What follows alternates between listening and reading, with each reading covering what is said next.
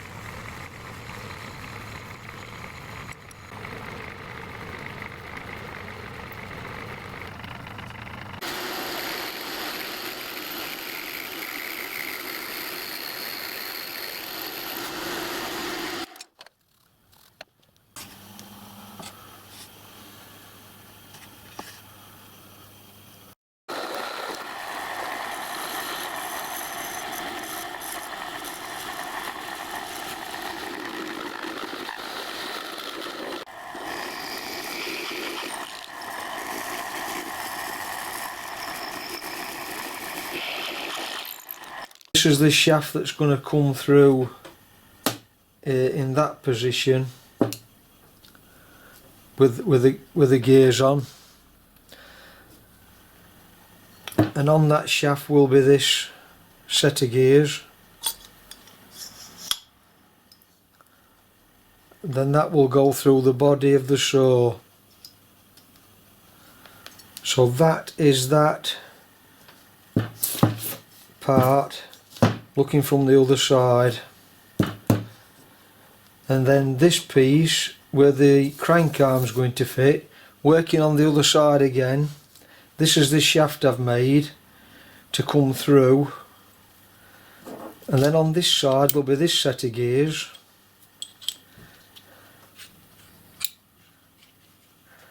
I've just got to put a keyway in these gears for it to be able to drive.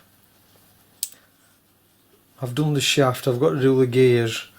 So that's going to come through that way, through the main body, onto the pivot arm.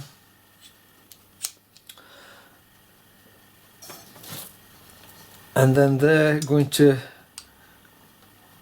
coincide with those gears. And then when I want a different speed, it'll be just a matter of taking this bunch of gears off, turning it round,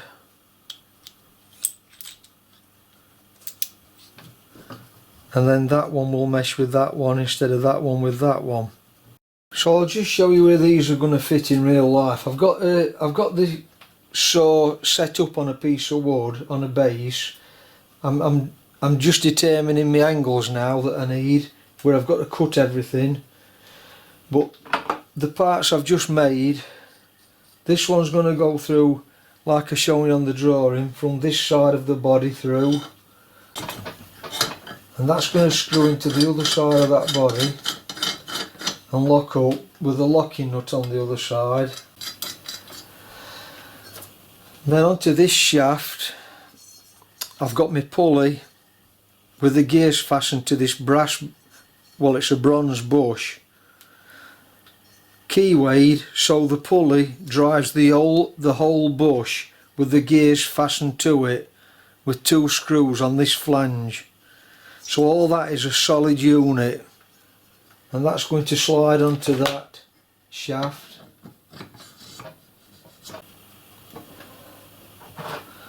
Then this set of gears is going to fit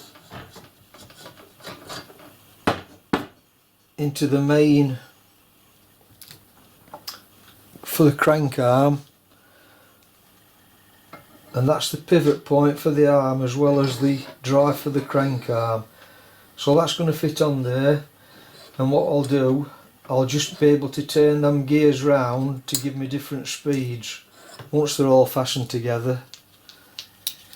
So that's going to go on there, that's going to go on there. Then I've got room to thread the gears on in between the pulley.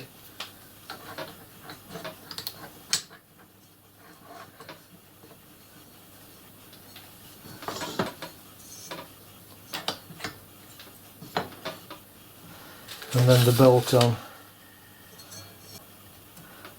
I'm not going to put it on because everything is balancing.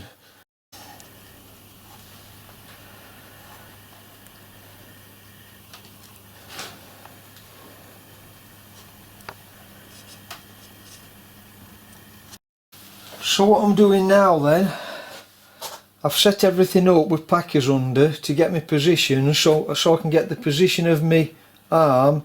This arm's going to swing up and down with the saw blade in. So I'm going to cut this box section of steel off, and then that piece there is going to fit in between the arms to clamp the arms